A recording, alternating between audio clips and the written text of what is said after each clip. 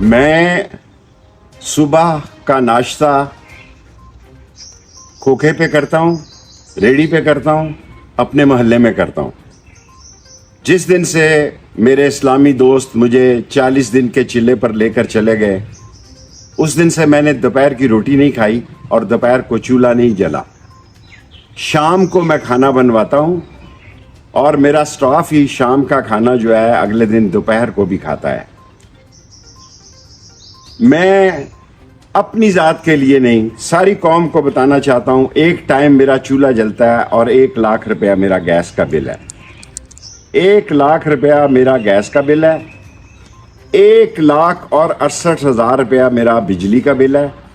میرے محلے میں 7-8 ہزار سے 4,000 تک لوگوں کا گیس کا بل آیا ہے۔ میں آج کی ویڈیو صرف سمجھدار لوگوں کے لیے، اس ملک کے ذمہ داران کے لیے جاری کر رہا ہوں کہ ایک انقلاب گلی محلے میں پرورش پا رہا ہے۔ یہ ایک اندھا انقلاب ہے اور کوئی ماں نہیں چاہتی کہ اس کا بیٹا، اس کا بچہ اسکول بغیر ناشتے کے جائے۔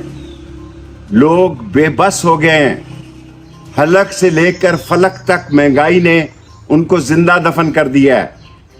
قبر کے دینے کے پیسے نہیں ہیں۔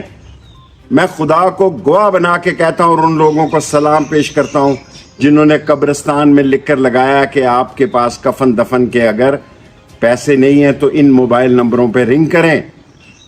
ملک ڈوب رہا ہے، اقتصادی، معاشی اور سیاسی طور پر ایک ایسی تباہی ہے جس کو سمجھنے کی ضرورت ہے۔ گاڑی ہاتھ سے چھوٹ رہی ہے، وقت کسی کا نہیں ہوتا، اور یہ وہ لوگ ہیں، یہ چور، ڈاکو، لٹیرے جو صرف اپنے کیس ختم کرنے آئے تھے۔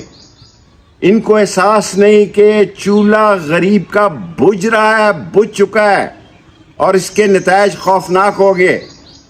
اب اس ملک میں فارم 45 اور 47 کی لڑائی نہیں ہے، غریب کے زندہ رہنے کی جستجو ہے۔